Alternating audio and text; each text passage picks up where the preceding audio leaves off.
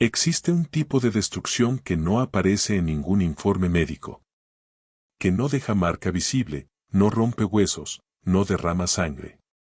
Pero que desmonta a una persona por dentro de una forma que a veces lleva años reconstruir.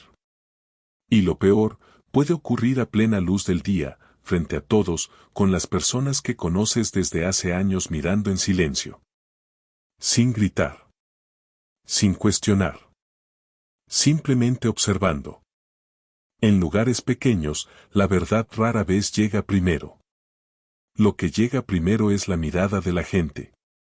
Y cuando esa mirada cambia, cuando el saludo de siempre se convierte en un desvío de camino, cuando la sonrisa habitual se vuelve una expresión vaga y distante, entiendes que algo invisible se ha roto. Algo que llevó años construir y que duró apenas el tiempo de una reunión para derrumbarse. La historia que está a punto de contarse trata sobre una mujer que pasó años siendo el tipo de persona que mantiene un lugar funcionando. Honesta. Discreta. Confiable. De esas que no necesitan reflectores porque el trabajo habla por sí solo. Pero hay algo que nadie cuenta sobre este tipo de persona. También puede ser el blanco perfecto. Porque destruir la reputación de alguien que nunca se preocupó por defenderse es más fácil de lo que parece. Especialmente cuando el acusador llegó sonriendo, con un apretón de manos firme, y ya había conquistado la confianza de todos antes de que cualquier sospecha pudiera surgir. Lo que ocurrió en aquella aldea ese día no fue solo una injusticia contra una persona. Fue un espejo. Un espejo que muestra lo que ocurre cuando una multitud decide creer antes de preguntar. Cuando el silencio colectivo se convierte en complicidad sin que nadie lo note. Y cuando la persona equivocada es destruida públicamente mientras la persona correcta sigue sonriendo en el centro de la sala. Esta historia va a incomodar. Y necesita incomodar. Porque es más común de lo que cualquiera quisiera admitir. Hay un tipo de persona que existe en todo lugar pequeño. Aquella que no aparece en las fotos, no da discursos en el escenario, no tiene el nombre grabado en ninguna placa. Pero que, si desaparece por una semana, todos la extrañan sin saber muy bien por qué. Isabel era exactamente ese tipo de persona. Durante años fue el engranaje silencioso de la cooperativa local, organizando registros, resolviendo burocracias, ayudando a productores que apenas sabían bien su nombre. No necesitaba reconocimiento. Lo hacía porque era lo que había que hacer. No era rica. No tenía influencia política. No se sentaba en la mesa de las decisiones importantes. Pero tenía algo que, en comunidades pequeñas, vale más que cualquier cargo, la confianza de la gente. Y la confianza, en esos lugares, no se compra. Se construye despacio, en una acumulación silenciosa de pequeños actos. Un favor aquí. Una palabra honesta allá. Un problema resuelto sin esperar nada a cambio. Así nace una reputación, ladrillo por ladrillo, a lo largo de los años. Lo curioso de la reputación es que funciona como una vasija de barro muy bien hecha. Cuanto más tiempo lleva moldearla, más sólida parece. La miras y piensas, esto no se rompe fácilmente. Pero la vasija de barro tiene un detalle que todo ceramista conoce bien. No importa cuánto trabajo haya llevado. No importa cuántos años haya tomado. Basta una caída en el momento equivocado para que nunca vuelva a su misma forma. E Isabel aún no lo sabía, pero el suelo estaba a punto de desaparecer bajo sus pies. Su vida era predecible de la mejor manera posible. Se levantaba temprano, iba a la cooperativa, resolvía lo que tenía que resolverse y volvía a casa. No había drama. No había enemistades. Al menos no había ninguna que ella supiera.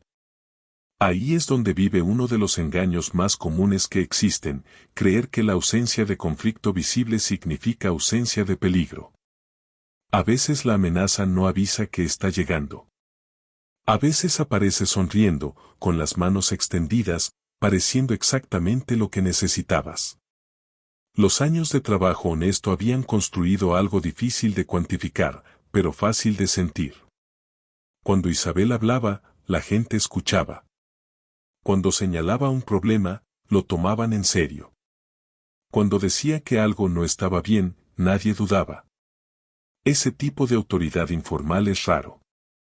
Y precisamente por ser raro se convierte en un blanco. Porque para quien quiere operar en la oscuridad, no hay nada más inconveniente que alguien con los ojos bien abiertos y la confianza de todos alrededor. Nadie en aquella aldea imaginaba que la tranquilidad de esos años tenía los días contados. La cooperativa funcionaba, los registros estaban en orden, e Isabel seguía siendo Isabel. Pero a veces la calma no es señal de que todo esté bien. Es señal de que algo aún no ha llegado. Y lo que estaba llegando a aquella comunidad tenía un rostro amable, conversación fácil y una habilidad muy específica. Hacer que todos sintieran que estaban en buenas manos exactamente en el momento en que más necesitaban tener los ojos bien abiertos. Existe una cosa que nadie enseña, pero que la vida cobra caro cuando una persona no la aprende: apariencia e intención son dos cosas completamente separadas.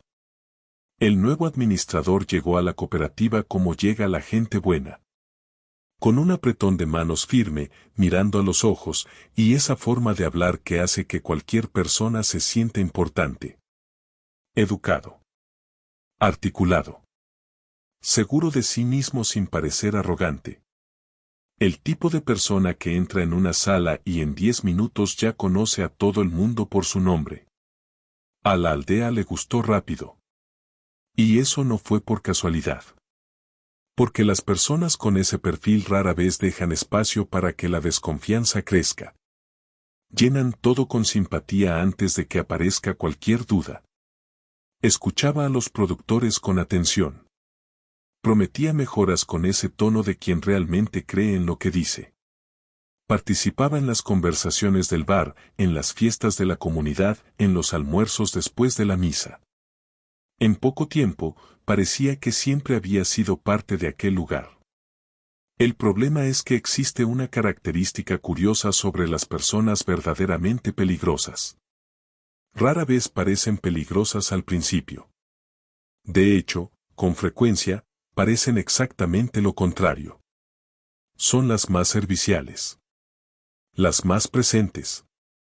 Las que llegan en el momento justo con la palabra adecuada. Su peligrosidad no está en lo que muestran, sino en lo que esconden. Y lo que permanece escondido durante mucho tiempo, en un rincón donde nadie mira, tiene todo el tiempo del mundo para crecer. Mientras la aldea le abría espacio, Isabel observaba. No con desconfianza declarada. Solo con esa atención silenciosa de quien pasó años leyendo documentos y aprendió a notar cuando los números no cuadran. Había algo en su forma de administrar que ella no lograba nombrar bien. Nada concreto. Nada que justificara una conversación. Era más una sensación. Y las sensaciones, sin pruebas, no valen mucho en una reunión de cooperativa. Hay un concepto que los psicólogos llaman máscara social, que es básicamente la versión de uno mismo que alguien presenta al mundo para ser aceptado. Todo el mundo usa una en alguna medida. Pero algunas personas desarrollan esto a un nivel que va más allá de lo social. No solo se adaptan al ambiente. Lo estudian. Identifican lo que cada persona quiere escuchar. Y entregan exactamente eso, con el momento perfecto. El administrador tenía ese don. Y en una comunidad pequeña, donde la confianza es una moneda fuerte, ese don es una herramienta poderosa en las manos equivocadas. El tiempo fue pasando, y su presencia se volvió cada vez más natural en aquel lugar. Nadie cuestionaba. Nadie investigaba. ¿Y por qué lo harían? Era simpático, aparentemente competente y estaba allí para ayudar. Solo que, mientras la aldea dormía tranquila con esa sensación de seguridad, en los registros de la cooperativa, en hojas de cálculo que casi nadie abría, pequeñas cosas empezaban a no cuadrar. Demasiado pequeñas para causar alarma. lo suficientemente grandes para incomodar a quien prestara atención. El fraude rara vez llega anunciado. No aparece con un cartel que diga aquí hay algo mal. Aparece como un número ligeramente fuera de lugar. Una fecha que no coincide. Una transferencia que tiene sentido si no miras de cerca, pero que incomoda cuando la miras 2 veces. Fue exactamente así como Isabel empezó a notar. No fue un momento de revelación dramática. Fue una acumulación silenciosa de pequeñas cosas que, por sí solas, no significaban nada. Pero juntas, empezaban a formar un dibujo que a ella no le gustaba ver. El primer detalle fue una transferencia de valor inusual hecha un viernes por la tarde. Nada absurdo. Nada que gritara irregularidad. Pero el viernes por la tarde es cuando el movimiento disminuye, cuando las personas ya tienen la cabeza en el fin de semana, cuando la atención se relaja. Quien trabaja con registros durante años aprende que ciertos horarios y ciertos patrones no son coincidencia. Son elecciones. Y las elecciones tienen motivo. Isabel lo anotó mentalmente y continuó con su trabajo. Luego vinieron otros detalles. Proveedores que aparecían en los registros pero que nadie en la aldea conocía. Valores aprobados sin la firma de 2 responsables, como exigía el protocolo. Pequeños gastos administrativos que se repetían con una regularidad extraña. Cada cosa, por separado, tenía una explicación plausible. Error de digitación. Procedimiento simplificado por urgencia. Proveedor de fuera de la región. Pero cuando los errores siempre tienen la misma dirección, cuando las simplificaciones siempre benefician al mismo lado, entonces dejan de ser errores. Existe una analogía simple que ayuda a entender esto. Imagina el suelo de una casa antigua. Una grieta en una esquina no significa que la casa vaya a caerse. 2 grietas paralelas todavía pueden ser cosa del tiempo. Pero cuando las grietas empiezan a conectarse, cuando forman un patrón, cuando convergen en el mismo punto, entonces cualquier ingeniero honesto dirá, el problema no es superficial. E Isabel, sin ser ingeniera, había pasado suficientes años leyendo estructuras de números como para saber cuando el suelo estaba cediendo. Lo que hacía todo más complicado era la ausencia de una prueba clara. Porque la sospecha sin prueba, en un lugar pequeño, es un arma de doble filo. Si hablas y estás equivocada, pierdes la reputación que tardaste años en construir. Si te quedas callada y estás en lo cierto, el problema crece mientras dudas. Es un dilema que mucha gente enfrenta dentro de empresas, dentro de familias, dentro de comunidades. La pregunta no es solo qué vi. La pregunta es qué hago con lo que vi. Isabel siguió observando. Sin hacer ruido. Sin levantar sospechas. Anotando aquí, verificando allá, construyendo mentalmente un mapa de lo que no cuadraba. Porque ella sabía, por experiencia, que tarde o temprano los números dicen la verdad. Los números no mienten. Quienes mienten son las personas que los manipulan. Y toda manipulación, por más cuidadosa que sea, deja rastro. Solo hace falta alguien lo suficientemente paciente como para seguir ese rastro hasta el final.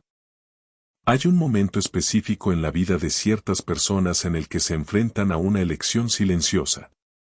No es una elección que aparezca en voz alta. Nadie llega y pregunta, ¿vas a hacer algo o vas a fingir que no viste? La elección aparece por dentro, en un lugar tranquilo, mientras la persona está sola con lo que sabe.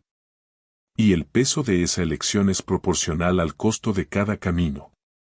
Quedarse en silencio tiene un costo. Actuar tiene otro. Isabel pasó algunos días cargando ese peso antes de decidir qué hacer. La decisión no fue heroica.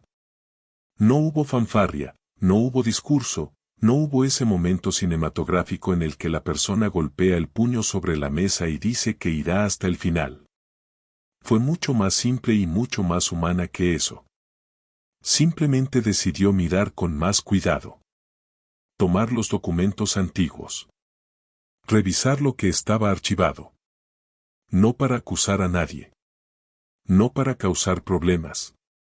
Solo para entender si lo que estaba sintiendo tenía alguna base real o si era una impresión de alguien que había pasado demasiado tiempo mirando números. Lo que mucha gente no percibe es que investigar algo por cuenta propia, sin autoridad formal, sin apoyo institucional, es un ejercicio de equilibrio muy delicado. Hay que ser lo suficientemente discreto como para no alertar a quien no debe ser alertado. Hay que ser lo suficientemente metódico para que lo que encuentres tenga valor. Y hay que ser lo suficientemente honesto contigo mismo como para aceptar que tal vez estés equivocado. Isabel entendía todo eso. Por eso fue despacio. Por eso fue sola. Por eso no se lo comentó a nadie. Hay algo sobre las verdades escondidas que la mayoría de las personas subestima. Rara vez quedan completamente borradas.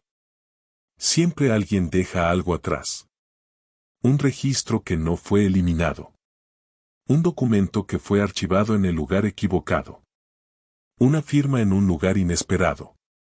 Es como esa historia de quien intenta limpiar una escena del crimen con prisa. Cuanto más intenta borrar, más toca las cosas. Y cada toque deja una marca. Isabel estaba buscando esas marcas. Los archivos antiguos de la cooperativa estaban en una sala del fondo que casi nadie frecuentaba. Carpetas cubiertas de polvo, registros de años anteriores, documentos que ya nadie necesitaba consultar en el día a día. Pero allí, en ese silencio de archivo olvidado, estaba exactamente el tipo de cosa que un falsificador cuidadoso jamás recordaría modificar. El pasado. Porque quien manipula registros piensa en el presente y en el futuro. Rara vez vuelve atrás para cubrir lo que vino antes. Y entonces Isabel tiró del primer hilo. Solo del primero. Sin saber todavía el tamaño del ovillo que estaba del otro lado. Porque así empieza cualquier descubrimiento importante. No con una revelación completa y organizada, sino con una pequeña pregunta, un detalle fuera de lugar y el valor de no fingir que no lo viste. El problema es que algunas preguntas, una vez hechas, ya no pueden deshacerse. Y esta era exactamente el tipo de pregunta que iba a cambiarlo todo, mucho antes de que Isabel se diera cuenta del tamaño de lo que estaba tirando. Existe una diferencia enorme entre sospechar de alguien y mirar a esa persona a los ojos sabiendo lo que sabes. Son dos experiencias completamente distintas. La sospecha tiene una distancia segura. Existe en tu cabeza, en tus anotaciones, en tus archivos. Pero el momento en que estás en la misma sala, frente a frente, con el peso de lo que descubriste en el pecho y la obligación de decir algo, ese momento no tiene ensayo que prepare. Isabel llegó a ese punto después de días revisando documentos. Y decidió que necesitaba hablar. No llegó con una acusación. Eso es importante entenderlo. No fue una confrontación dramática, no fue un ultimátum, no fue una denuncia formal. Fue una duda presentada con cuidado. El tono de alguien que aún quiere creer que existe una explicación razonable. A veces los números no cuadran por error humano. A veces un proceso mal documentado crea una apariencia de irregularidad que en realidad no existe. Isabel lo sabía. Por eso llegó con una pregunta, no con una sentencia. Pero hay un detalle que delata a cualquier persona culpable en una situación así. Es el tiempo de respuesta. Una persona que no debe nada reacciona con un extrañamiento genuino, con curiosidad, a veces con irritación por estar siendo cuestionada. Una persona que sabe exactamente lo que se está señalando reacciona de una forma ligeramente diferente. Hay una fracción de segundo antes de la respuesta que dura más de lo que debería. Un cálculo invisible ocurriendo detrás de los ojos. Isabel conocía a la gente lo suficiente como para notar esa diferencia. Su mirada cambió. No de forma exagerada. No como en las películas, donde el villano de repente deja caer la máscara y muestra quién es realmente. Fue más sutil que eso. Fue ese tipo de cambio que solo percibes si estás mirando en el lugar correcto, en el momento correcto. La sonrisa seguía en su rostro. Las palabras seguían siendo educadas. Pero los ojos hicieron algo diferente. Dejaron de ser receptivos y se volvieron evaluadores. Y en ese instante, Isabel entendió que acababa de cruzar una línea sin retorno. Hay un concepto que los negociadores profesionales conocen bien. En una conversación de alto riesgo existe un momento llamado punto de inflexión, que es el instante en que la dinámica cambia y ambos lados perciben que el juego ya no es el mismo. Antes de ese punto, hay espacio para retroceder, para redirigir, para fingir que nada ocurrió. Después de él, no. Isabel y el administrador llegaron a ese punto en aquella conversación. Y ambos sabían, incluso sin decirlo en voz alta, que algo se había puesto en movimiento. Ella salió de esa sala con más preguntas de las que tenía al entrar. Pero también con una certeza que antes era solo una sospecha. El problema era real. Y la persona que debería resolverlo era exactamente la persona que lo había creado. Lo que Isabel aún no sabía era que aquella conversación no se quedó solo en esa sala. Que las palabras dichas en ambientes cerrados, en comunidades pequeñas, recorren caminos invisibles. Y que mientras ella regresaba a casa intentando organizar los siguientes pasos, del otro lado, alguien también estaba organizando los suyos. Las comunidades pequeñas tienen una característica que las grandes ciudades perdieron hace mucho tiempo. Todo el mundo sabe de la vida de todo el mundo. Eso puede ser acogedor cuando la vida va bien. Cuando va mal, ese mismo rasgo se convierte en algo sofocante. Porque no existe el anonimato. No existe el consuelo de pasar desapercibido mientras resuelves un problema en silencio. Cada paso es visto. Cada conversación es comentada. Y cuando ocurre algo grande, la noticia no camina. Corre. Isabel aprendió eso de la manera más dura posible en una mañana que comenzó como cualquier otra. El mensaje llegó de forma simple. Una convocatoria a la cooperativa. Nada fuera de lo común en la forma, porque las reuniones ocurrían con cierta frecuencia. Pero había algo diferente en ese llamado que ella no lograba nombrar. Un tono ligeramente demasiado formal. Una urgencia que no fue explicada. Isabel fue porque siempre había ido. Porque era parte de ese lugar. Porque nunca tuvo motivo para evitar ese espacio que ayudó a construir a lo largo de los años. Pero cuando empujó la puerta y entró, lo que encontró no era una reunión de rutina. La sala estaba llena. Y ese detalle, por sí solo, ya decía algo. Las reuniones comunes tenían una asistencia razonable, pero no llenaban el lugar. Aquella era diferente.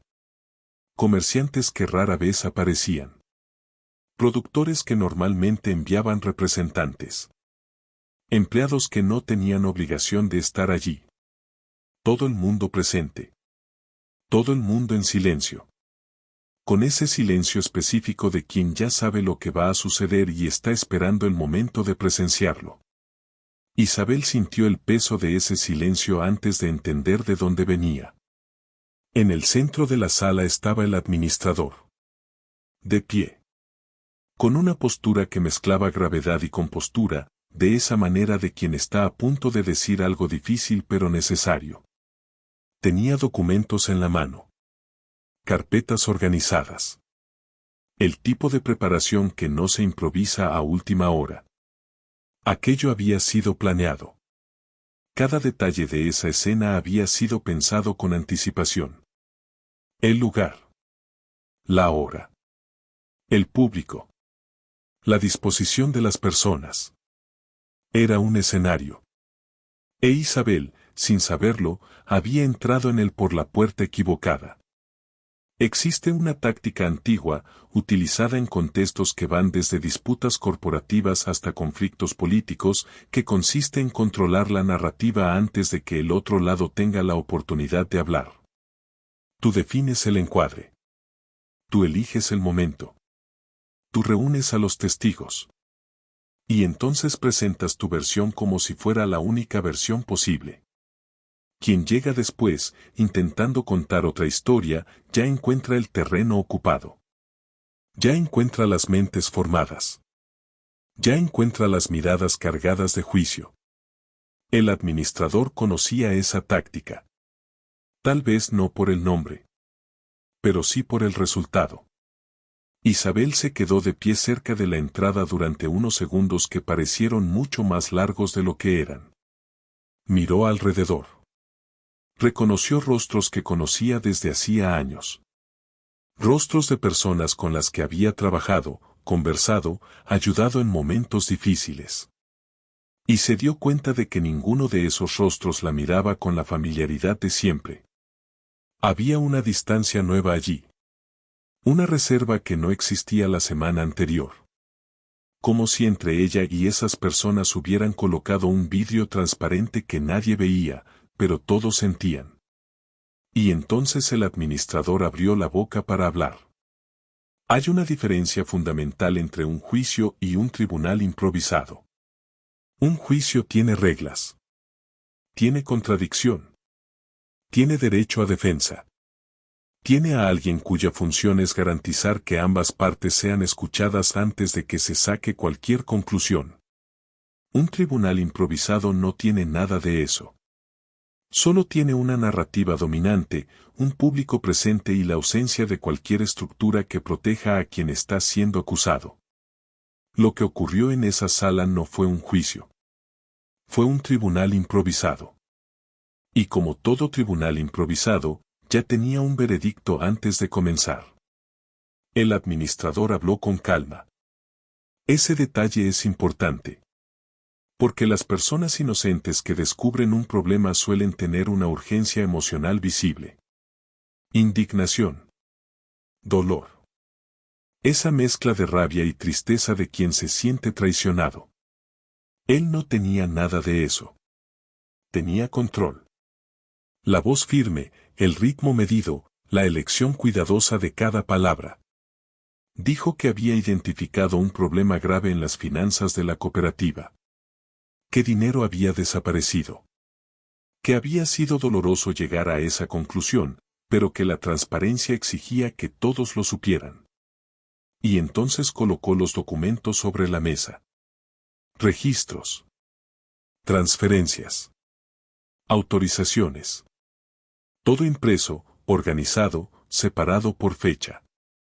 El tipo de material que, cuando se presenta con suficiente confianza, parece irrefutable. Porque la mayoría de las personas no lee documentos. Ve documentos.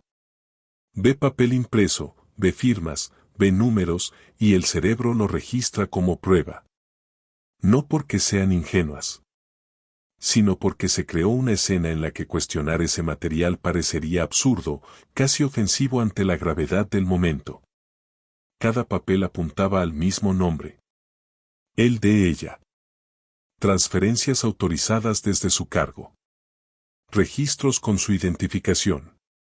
Un rastro construido con precisión quirúrgica por alguien que entiende que una buena mentira no es la que parece verdad. Es la que parece la única verdad posible.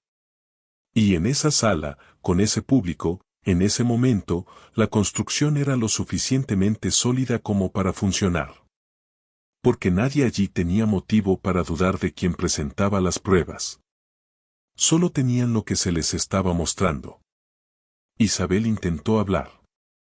Y aquí está uno de los detalles más reveladores de toda la historia. No fue impedida con violencia. No fue silenciada con gritos. Fue algo mucho más sofisticado y mucho más cruel que eso. Cuando abrió la boca, el administrador la interrumpió con amabilidad. Dijo que tendría espacio para explicarse. Que era importante escuchar todos los lados. Pero lo dijo con un tono que ya señalaba al público que cualquier cosa que ella dijera sería la reacción esperada de alguien que ha sido descubierto. Convirtió la defensa en confirmación antes de que comenzara. El tribunal improvisado duró menos de 30 minutos. Pero 30 minutos son más que suficientes para destruir lo que años construyeron cuando el ambiente está controlado. El público está presente y la narrativa fue cuidadosamente sembrada antes de que la otra parte entrara en la sala. Isabel salió de allí de pie, sin haber confesado nada, sin haber aceptado nada. Pero salió cargando algo que nadie había puesto sobre sus hombros con palabras. Salió cargando el peso de la mirada de una aldea entera que acababa de decidir, sin darse cuenta, que ya había llegado a una conclusión. Existe un tipo de silencio que reconforta. El silencio de una biblioteca, de una mañana tranquila, de un lugar seguro donde nada necesita ser dicho porque todo está bien. Y existe otro tipo de silencio. El tipo que pesa. El tipo que ocupa el espacio de toda una sala y hace que el aire se vuelva denso. El silencio de una multitud que acaba de escuchar algo y aún no ha decidido qué hacer con eso. Fue ese segundo tipo el que llenó la cooperativa en ese momento. E Isabel sintió cada segundo en la piel. Nadie gritó. Nadie señaló con el dedo. Nadie se levantó con indignación. Y paradójicamente, fue exactamente eso lo que hizo que aquel momento fuera tan pesado. Porque los gritos y las acusaciones en voz alta tienen una energía que puede ser respondida. Pueden ser cuestionados, refutados, confrontados. El silencio no. El silencio simplemente existe. Llena el ambiente y deja a cada persona sola con sus propios pensamientos, construyendo sus propias conclusiones, sin que nadie tenga que decir una sola palabra en voz alta. Hay un fenómeno estudiado en psicología social llamado prueba social, que explica cómo las personas tienden a mirar el comportamiento de los demás cuando no saben cómo reaccionar ante una situación. En momentos de incertidumbre, el ser humano busca señales externas. Mira a los lados. Observa las expresiones de los otros. Y calibra su propia reacción basándose en lo que percibe a su alrededor. En aquella sala, mientras todos se miraban en silencio, cada persona estaba haciendo exactamente eso. Y el silencio colectivo fue siendo interpretado, por cada uno, como confirmación. El problema del silencio en situaciones así es que rara vez es neutral. Cuando una acusación grave se hace en un espacio público y nadie se levanta para cuestionarla, ese silencio empieza a interpretarse como acuerdo. Como si la ausencia de una defensa colectiva fuera, por sí sola, una forma de veredicto. Las personas que estaban en esa sala no necesitaron votar. No necesitaron firmar nada. Solo se quedaron en silencio. Y al quedarse en silencio, cada una de ellas participó, a su manera, en aquel juicio. En comunidades pequeñas existe una regla no escrita que gobierna cómo las historias se fijan en la memoria colectiva. Las personas no necesariamente creen la versión más verdadera. Creen la versión que explica mejor el escándalo. La que tiene más elementos dramáticos. La que encaja con mayor facilidad en lo que ya se sabía, o en lo que ya se sospechaba sin admitirlo. Y la historia que el administrador contó aquel día tenía todos esos elementos. Era completa. Estaba documentada. Era presentada por alguien de confianza. No necesitaba ser verdad. Necesitaba ser convincente. Isabel miró aquellos rostros conocidos y vio algo que duele de una manera muy particular. No era odio. El odio sería más fácil de soportar, porque al menos sería una reacción clara, algo con lo que se pudiera lidiar. Lo que vio fue algo más frío. Era distancia. Era esa expresión de quien todavía no sabe qué pensar, pero ya empezó a crear espacio entre él y la persona acusada, como medida de precaución. Como si la duda, por sí sola, ya justificara el alejamiento. Y ese espacio, creado en silencio por personas que conocía desde hacía años, era el comienzo de algo que tardaría mucho más en repararse que lo que aquella reunión tardó en ocurrir. Hay una experiencia que quienes ya han sido juzgados públicamente conocen bien, y que es casi imposible de explicar a quien nunca pasó por algo así. Es el momento en que te das cuenta de que la forma en que las personas te miran ha cambiado. No es un cambio estridente. No es que alguien gire el rostro con desprecio declarado. Es más sutil que eso. Es una fracción de segundo menos de contacto visual. Es una sonrisa que empieza pero no termina. Es una conversación que normalmente se iniciaría de manera natural, pero que de repente no ocurre. Y sientes todo eso sin que nadie necesite decir una palabra. Para Isabel, ese cambio comenzó al día siguiente de la reunión. Aún se despertó a la misma hora. Aún fue al mismo mercado de siempre. Aún recorrió las mismas calles que había recorrido durante años. Pero algo se había desplazado en el mundo a su alrededor, como si la ciudad fuera la misma pero el aire se hubiera vuelto diferente. La señora que siempre la saludaba en la panadería desvió la mirada con esa prisa artificial de quien de repente encontró algo muy interesante que mirar en el suelo. El comerciante que conversaba cada mañana estaba demasiado ocupado para notar que ella había pasado. Existe un concepto que los sociólogos llaman muerte social, que no tiene nada que ver con la muerte física, pero que describe el proceso por el cual una persona es gradualmente excluida de las interacciones cotidianas de un grupo. No es una exclusión declarada. Nadie lo anuncia. Nadie convoca una reunión para decir que la persona ya no es bienvenida. Ocurre de forma orgánica, distribuida, casi imperceptible en el detalle pero devastadora en el conjunto.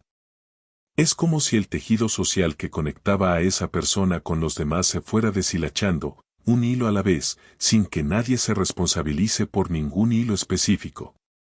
Lo que vuelve este proceso particularmente cruel es que le quita a la persona acusada cualquier espacio de defensa informal.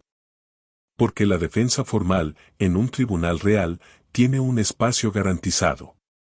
Pero la defensa informal, esa que ocurre en las conversaciones del día a día, en los almuerzos, en los intercambios rápidos en la calle, esa no tiene protocolo.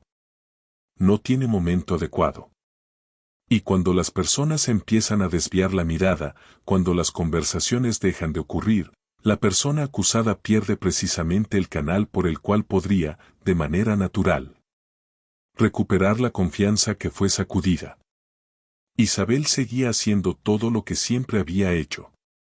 Pero hacer las mismas cosas en un ambiente que cambió es una experiencia extrañamente solitaria. Es como hablar en una sala donde el eco desapareció. Sabes que estás haciendo el movimiento correcto, pero la respuesta que siempre venía ya no llega. Y esa ausencia de respuesta empieza a pesar de una manera difícil de ignorar, incluso para personas con la estructura emocional más sólida. Porque el ser humano no fue hecho para vivir en aislamiento social. Especialmente en un lugar donde siempre fue parte de algo. Pero había algo que las miradas esquivas y las conversaciones interrumpidas no podían borrar. Isabel sabía lo que sabía. Había visto lo que había visto. Y llevaba, en algún lugar dentro de ella, la claridad de quien no necesita la aprobación del entorno para saber quién es. Eso no hacía que el proceso fuera menos doloroso. Solo lo hacía soportable. Y a veces soportable es todo lo que necesita ser, mientras la verdad todavía está encontrando el camino de regreso a la superficie. La humillación pública tiene una arquitectura específica. No necesita violencia. No necesita gritos. Ni siquiera necesita mentiras evidentes. Solo necesita 3 elementos, una acusación grave, una audiencia presente y la ausencia de cualquier voz que cuestione lo que se está diciendo. Cuando esos 3 elementos se combinan en el mismo espacio y en el mismo momento, el resultado es una destrucción silenciosa que puede durar mucho más que cualquier herida visible. Isabel vivió esa arquitectura en carne propia el día en que la aldea se reunió. El administrador habló con esa calma calculada de quien ensayó cada palabra. Presentó números con precisión. Mostró fechas con exactitud. Construyó una línea de tiempo que parecía irrefutable. E hizo todo eso con un tono de pesar genuino, de esa manera de quien lamenta profundamente tener que exponer una verdad difícil. Es un recurso muy específico y muy eficaz. Porque cuando el acusador parece sufrir con la acusación, el público tiende a interpretar ese sufrimiento como prueba de que lo que se está diciendo es verdad. Nadie sufre al mentir, ¿verdad? Equivocado. Pero esa es la lógica emocional que gobierna a las multitudes. Toda la aldea observó. Y aquí está el detalle que transforma un episodio difícil en una humillación real. No fue lo que el administrador dijo. Fue lo que nadie dijo. Ninguno de los presentes levantó la mano para preguntar algo. Ninguno de los que la conocían desde hacía años dijo una palabra en su defensa. Ninguna voz se alzó para cuestionar los documentos, para pedir contradicción, para sugerir que tal vez existiera otra versión. El silencio colectivo en ese momento no fue neutral. Fue participación. Cada persona que se quedó callada, en ese instante, tomó una decisión. Existe una frase atribuida a Edmond Burke que dice que todo lo necesario para que el mal triunfe es que los hombres buenos no hagan nada. Suele citarse en contextos grandiosos, en discusiones sobre guerras y dictaduras, sobre grandes injusticias históricas. Pero se aplica con la misma precisión en salas de cooperativas en pueblos pequeños. Porque el mal no necesita cómplices activos para prosperar. Solo necesita personas buenas que, por miedo, por comodidad o por no querer involucrarse, eligen el silencio en el momento en que una palabra podría marcar la diferencia. Isabel permaneció de pie durante todo aquello. No corrió. No lloró en público. No suplicó. Se quedó inmóvil con esa postura de quien está siendo golpeado pero se niega a caer. Y paradójicamente, fue precisamente esa postura la que, en ese momento, fue interpretada de manera equivocada por muchos de los presentes. Porque cuando una persona acusada no muestra emoción visible, el público suele interpretarlo como frialdad, como cálculo, como otro indicio de culpa. La compostura se convirtió en evidencia. Y la evidencia se convirtió en otro ladrillo en el muro que se estaba construyendo a su alrededor. Pero hay algo sobre la humillación pública que quienes la provocan rara vez calculan. Tiene fecha de vencimiento. Mientras la verdad está escondida, la narrativa falsa domina. Pero las verdades ocultas tienen una característica obstinada. Siguen existiendo independientemente de cuántas personas crean en la versión contraria. Y mientras Isabel salía de aquella sala cargando el peso de la mirada de toda una aldea, en algún lugar de esos archivos polvorientos que había empezado a revisar, la verdad seguía allí. En silencio. Esperando. Con toda la paciencia de quien sabe que el tiempo está de su lado. Existe una diferencia entre ser castigado por la justicia y ser castigado por la opinión pública. La justicia, cuando funciona, tiene límites. Tiene plazos. Tiene proporcionalidad. La opinión pública no tiene ninguno de esos frenos. Castiga sin proceso, sin defensa, sin límite de tiempo y sin ninguna obligación de revisar la sentencia cuando los hechos cambian. Y por eso el juicio social muchas veces duele más que cualquier consecuencia formal. Porque está en todas partes. Vive en los lugares que la persona frecuenta, en las personas que conoce, en los espacios que siempre consideró suyos. En los días que siguieron a aquella reunión, la vida de Isabel continuó existiendo. Se despertaba. Comía. Caminaba por las mismas calles. Pero cada una de esas acciones cotidianas había adquirido un peso nuevo. Ir al mercado dejó de ser una tarea simple y se convirtió en un ejercicio de resistencia silenciosa. Encontrar un rostro conocido dejó de ser un momento de conexión y pasó a ser una rápida evaluación de cuánto espacio esa persona todavía estaba dispuesta a ofrecer. La rutina no había cambiado. El ambiente en el que ocurría sí. La reputación es uno de los bienes más subestimados que una persona puede tener y uno de los más difíciles de reconstruir cuando se daña. No porque las personas sean necesariamente malintencionadas. sino porque la mente humana tiene una tendencia bien documentada a dar más peso a la información negativa que a la positiva. Los psicólogos llaman a esto sesgo de negatividad. Una información mala sobre alguien se fija con mucha más facilidad y profundidad que 10 informaciones buenas. Y deshacer eso lleva un tiempo que parece injusto frente a la velocidad con la que ocurrió el daño. Había días en que el peso era más concreto. Clientes que dejaron de buscarla.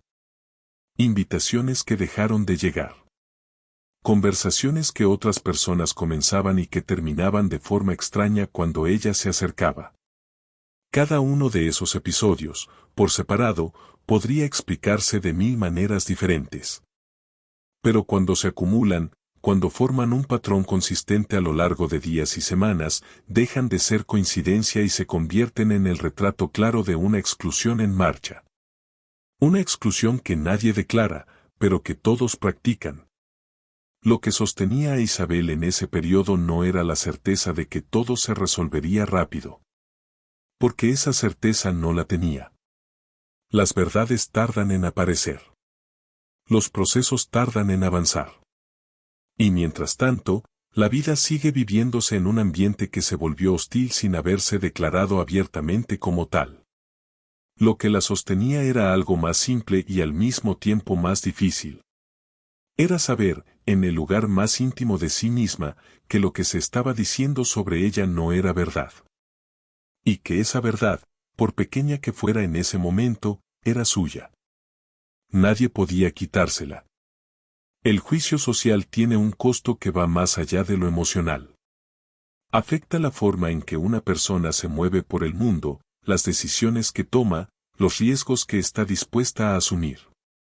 Mucha gente, en esa situación, retrocede.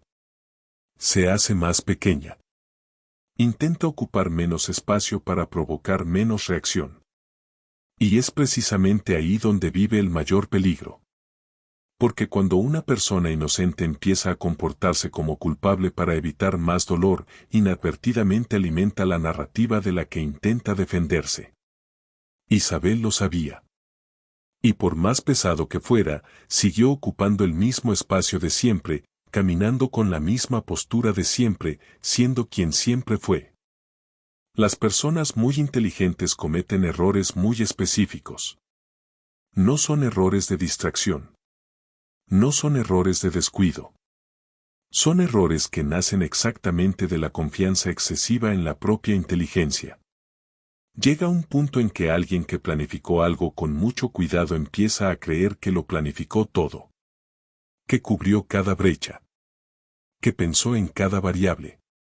Y es precisamente en ese punto cuando aparece el error más peligroso de todos, aquel que no parece un error hasta que ya es demasiado tarde para corregirlo. El administrador había construido algo técnicamente sofisticado. Documentos falsificados con atención a los detalles. Registros manipulados con consistencia. Una narrativa presentada en el momento correcto, ante el público correcto, de la forma correcta. Desde el punto de vista de la ejecución, era un plan bien armado. Y el plan había funcionado exactamente como esperaba. La aldea creyó. Isabel fue aislada. Él seguía en el centro, con la confianza de la comunidad intacta. En teoría, había ganado. Pero hay una variable que él no calculó. Y esa variable no estaba en los documentos, no estaba en los registros, no estaba en ningún papel que pudiera ser alterado o destruido. Estaba en la naturaleza de Isabel. Porque hay una diferencia fundamental entre destruir la reputación de una persona débil y destruir la reputación de una persona que pasó años construyendo su vida sobre la base de la honestidad. La persona débil retrocede. La persona honesta, que sabe lo que sabe, continúa buscando. Y fue exactamente eso lo que él no previó. Subestimar a alguien es un error clásico que aparece repetidamente a lo largo de la historia en contextos muy diversos. En el mundo de los negocios, grandes empresas ya han quebrado por subestimar a competidores más pequeños. En el ajedrez, jugadores experimentados han perdido partidas por subestimar movimientos que parecían ingenuos. Y en historias como esta, personas que planificaron cuidadosamente la destrucción de alguien han visto todo derrumbarse porque subestimaron la capacidad de recuperación de quien intentaron destruir. El administrador cometió exactamente ese error. Había otro detalle que escapó a su planificación. Cuando alguien falsifica registros, suele pensar en los registros que existen. Altera lo que está accesible. Corrige lo que puede ser verificado. Crea una versión coherente del presente. Pero el pasado, ese pasado polvoriento guardado en archivos que ya nadie abría, ese no lo tocó. Porque no imaginó que alguien iría allí. No imaginó que alguien tendría la paciencia, la motivación y el conocimiento suficientes para revisar documentos antiguos en busca de inconsistencias.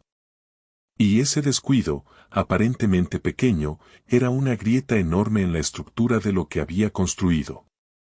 Los planes elaborados por personas muy confiadas suelen tener un punto ciego en común. Están diseñados para un escenario en el que el otro lado actúa de forma predecible. Queda paralizado por el shock. Retrocede ante la presión social. Acepta la derrota porque el costo de luchar parece demasiado alto. El administrador había apostado por eso. Había apostado a que Isabel, aislada, desacreditada y sola, elegiría el silencio. Lo que no sabía era que el silencio nunca fue su forma de actuar. Y que, en el fondo de aquel archivo olvidado, la historia que él había intentado enterrar estaba a punto de ser encontrada. Hay una ironía silenciosa en muchas historias de injusticia. La prueba que lo deshace todo rara vez está en un lugar dramático. No está en una caja fuerte protegida, no está escondida en algún servidor secreto, no requiere una operación elaborada para ser encontrada. La mayoría de las veces está en un lugar simple y olvidado, acumulando polvo, esperando a que alguien con los ojos correctos aparezca en el momento adecuado. Fue en una sala del fondo de la cooperativa, entre carpetas amarillentas y documentos que nadie abría desde hacía años, donde Isabel encontró lo que cambiaría todo. Había vuelto a aquel archivo con una claridad diferente a la primera vez. Antes estaba buscando inconsistencias. Ahora sabía qué buscar. Había una pregunta específica que necesitaba respuesta. Si las transferencias que aparecían en los registros actuales se habían hecho de la manera que sugerían los documentos falsificados, entonces el sistema antiguo, el que existía antes de la gestión del administrador, no podía tener registros compatibles. Porque el sistema antiguo no había sido tocado. Y los sistemas que no han sido tocados cuentan la historia tal como realmente ocurrió. El sistema de registro antiguo era simple. Casi primitivo comparado con el que se había implantado después. Pero tenía una característica que lo volvía precioso en ese momento. Era prácticamente inmutable. No había una interfaz fácil para modificarlo. No había acceso remoto. Era un registro físico, en parte manuscrito, que exigiría un trabajo enorme y muy visible para ser adulterado. Y por ser demasiado laborioso de falsificar, simplemente había sido ignorado. Como si ignorarlo fuera suficiente para borrar lo que estaba escrito. Isabel abrió las carpetas con el cuidado de quien sabe que está manipulando algo frágil. Hojas envejecidas, tinta desvanecida en algunas partes, caligrafía de empleados que ya ni siquiera trabajaban allí. Pero los números estaban allí. Lo suficientemente claros. Y esos números no coincidían con la historia que se había presentado a la aldea. No eran cifras que necesitaran una interpretación compleja ni conocimientos técnicos especializados para entenderse. Eran registros directos que contradecían, punto por punto, los documentos que el administrador había puesto sobre aquella mesa. Existe un momento específico en una investigación, sea formal o no, en el que la persona que busca encuentra el primer elemento sólido. No una sospecha. No una inconsistencia que pueda explicarse. Una prueba concreta que no puede reinterpretarse para encajar en la versión contraria. Ese momento tiene una cualidad muy particular. Es al mismo tiempo un alivio y algo inquietante. Un alivio porque confirma que no estabas equivocada. Inquietante porque confirma que lo que ocurrió fue real, fue intencional y fue hecho por alguien que calculó cada paso. Isabel se quedó sentada en aquella sala durante un tiempo que después no supo precisar. Con las carpetas abiertas frente a ella. Con los números que contaban una historia completamente diferente de la que la aldea había escuchado. No gritó. No lloró de alivio. Simplemente permaneció en silencio unos instantes con ese peso específico de quien acaba de encontrar algo que cambiará muchas cosas. Porque encontrar la verdad es solo el primer paso. El segundo, llevar esa verdad a quienes necesitan verla, era un camino que todavía estaba completamente por delante. Existe una diferencia crucial entre tener la verdad y lograr que la verdad sea escuchada. Mucha gente descubre esto de la manera más difícil posible. Puedes tener en las manos la prueba más sólida del mundo, pero si no sabes cómo presentarla, a quien presentarla y en el momento adecuado, puede seguir siendo invisible durante mucho más tiempo del que debería. Isabel lo sabía. Por eso no salió corriendo del archivo con las carpetas bajo el brazo para mostrárselas a la primera persona que encontrara. Se detuvo. Organizó. Pensó. Y luego eligió cuidadosamente el siguiente paso. El camino que encontró fue el más directo posible. No intentó convencer primero a la aldea. No intentó reconstruir su reputación antes de presentar los documentos. Acudió a las autoridades competentes con lo que tenía en las manos. Registros originales. Comparaciones claras entre el sistema antiguo y los documentos presentados por el administrador. Una línea de tiempo que mostraba, sin necesidad de interpretación, donde la información había sido alterada y hacia qué dirección apuntaban esas alteraciones. Era simple. Era objetivo. Era irrefutable. Las autoridades que trabajan con investigaciones financieras tienen una característica importante. Están acostumbradas a escuchar versiones.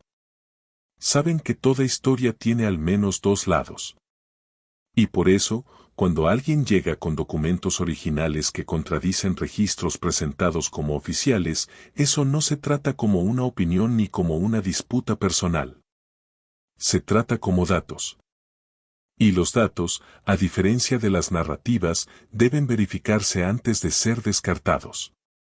La investigación comenzó no porque alguien creyera en Isabel. Comenzó porque los números exigían una explicación. Lo que siguió fue un proceso que no tiene nada de cinematográfico en su velocidad, pero que fue metódico e inevitable. Se llamaron auditores. Los documentos fueron peritados. Las firmas fueron comparadas. Las fechas se cruzaron con registros de acceso al sistema. Cada elemento que el administrador había construido con cuidado empezó a ser examinado con el tipo de atención que él claramente no había anticipado.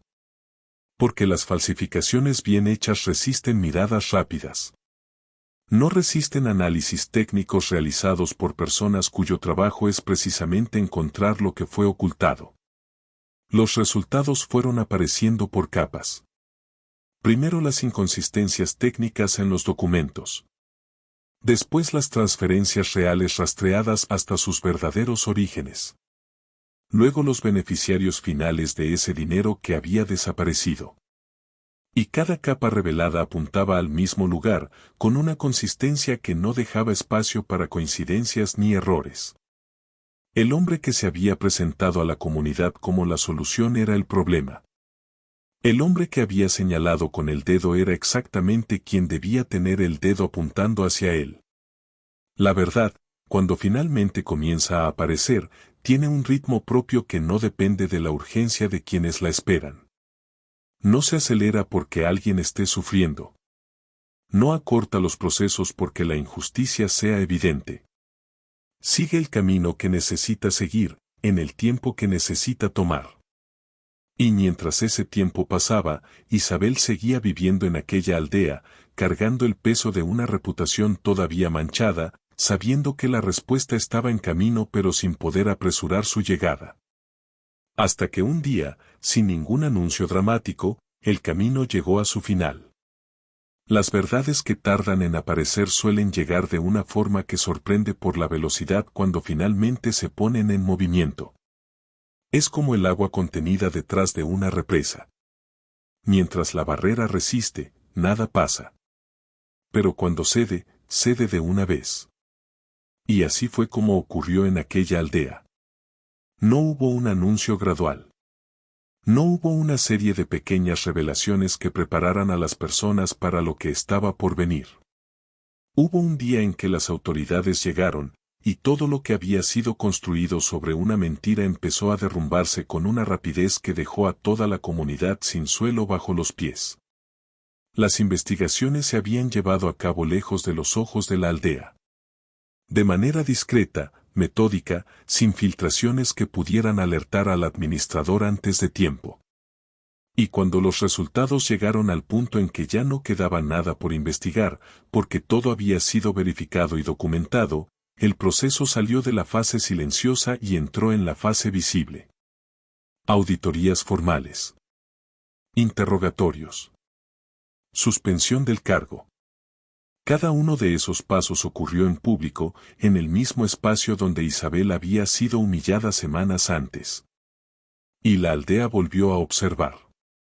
Pero esta vez con una expresión completamente diferente. Existe una incomodidad muy particular que las personas sienten cuando se dan cuenta de que juzgaron mal. No es solo la sorpresa de descubrir que la versión en la que creían estaba equivocada. Es algo más profundo y más incómodo que eso. Es el momento en que cada persona necesita mirar hacia adentro y admitir, al menos para sí misma, que participó en una injusticia. Que el silencio que mantuvo en aquella reunión, ese silencio que parecía simple prudencia, había sido en realidad una forma de complicidad. Ese tipo de reconocimiento no es cómodo. Y no debería serlo. El administrador, frente a las pruebas, no tuvo forma de sostener la narrativa que había construido con tanto cuidado. Porque las narrativas se sostienen mientras no exista nada lo suficientemente sólido para contradecirlas. Cuando los documentos originales fueron colocados junto a las falsificaciones, cuando los análisis técnicos fueron presentados, cuando el rastro del dinero fue seguido hasta el final.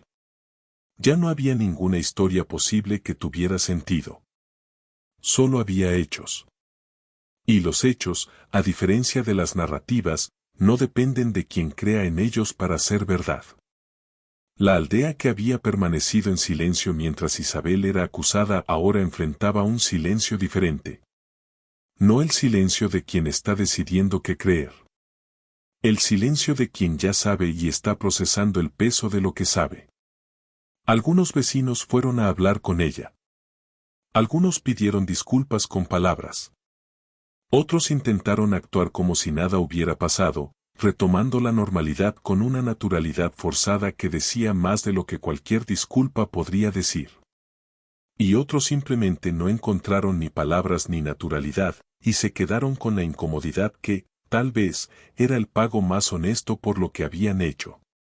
Pero había algo que ninguna revelación, ninguna disculpa y ninguna rehabilitación pública podía devolver por completo. El tiempo. Las semanas vividas cargando un peso que no era suyo. Las miradas esquivas, las conversaciones interrumpidas, las puertas que se cerraban más rápido. Todo eso ocurrió. Y aún con la verdad establecida, aún con la justicia hecha, esas semanas existieron. Dejaron una marca. Y precisamente por eso la historia de Isabel enseña algo que va mucho más allá de quién era culpable y quién era inocente. Enseña lo que ocurre cuando una comunidad entera decide creer antes de preguntar. Las historias como esta dejan una pregunta que no se puede ignorar. ¿Cuántas veces alguien se ha quedado en silencio en una situación en la que una sola palabra habría marcado la diferencia? ¿Cuántas veces el juicio llegó antes que la pregunta? ¿Cuántas veces la versión más convincente venció a la versión verdadera, simplemente porque era más dramática, más organizada, mejor presentada? La historia de Isabel no es una excepción. Es un patrón. Ocurre en comunidades pequeñas, en grandes empresas, en grupos de amigos, en familias. El escenario cambia. La dinámica es siempre la misma. Alguien con intención equivocada y apariencia correcta construye una narrativa. El público cree. Y quien debería ser protegido termina siendo destruido por los mismos que deberían estar de su lado. Pero hay algo en esta historia que va más allá de la injusticia. Hay una lección sobre dignidad que no depende de la aprobación. Isabel no esperó a que la aldea cambiara de opinión para seguir siendo quien era. No se hizo más pequeña. No retrocedió. No permitió que la mirada de los demás redefiniera quién sabía que era. Y eso, quizá, sea la enseñanza más valiosa que esta historia deja. Porque el mundo tendrá opiniones. Algunas justas. Muchas injustas. La cuestión nunca es lo que el mundo piensa. La cuestión es lo que haces mientras esperas que la verdad aparezca. Ahora es momento de girar el espejo. ¿Alguna vez estuviste del lado de Isabel? Juzgado antes de ser escuchado, aislado antes de ser comprendido, destruido por una narrativa que nadie se tomó el trabajo de cuestionar. ¿O estuviste del otro lado, en silencio en una sala, mientras alguien necesitaba una sola voz y nadie ofreció la suya? Estas preguntas incomodan porque la respuesta honesta rara vez es la que nos gustaría dar. El conocimiento que no cambia nada en la práctica es solo entretenimiento. Entonces el desafío es real. La próxima vez que una historia llegue antes que la persona, pregunta antes de creer. La próxima vez que una sala quede en silencio frente a una injusticia, considera ser la voz que marque la diferencia. Y la próxima vez que la vida intente redefinir quién eres a través de la mirada de los demás, recuerda a Isabel cruzando aquella plaza. No como alguien que ganó una batalla.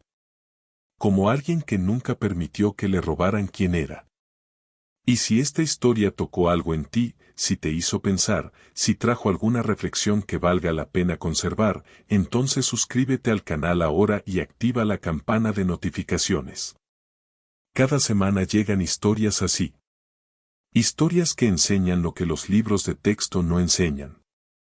Sobre personas reales, decisiones difíciles y verdades que el mundo intenta esconder.